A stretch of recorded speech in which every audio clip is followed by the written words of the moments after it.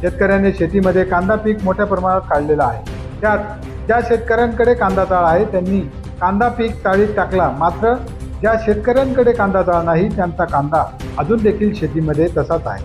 अशातच पावसाने हजेरी लावल्याने शेतकऱ्यांना मोठी धावपळ करावी लागली। यामध्ये काही ठिकाणी शेतकऱ्यांनी शेतीमध्ये वाल, टोमॅटो, कोथिंबीर, कोबी असे शेती केली असून अशा पिकांचे नुकसान शेतकऱ्यांना सहन करावे लागत आहे।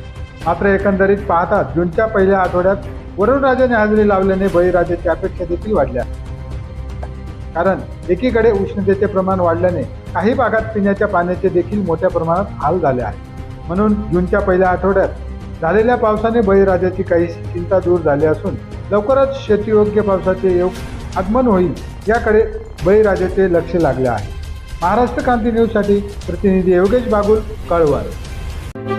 अशाच नवनवीन बातम्या पाहण्यासाठी आमच्या महाराष्ट्र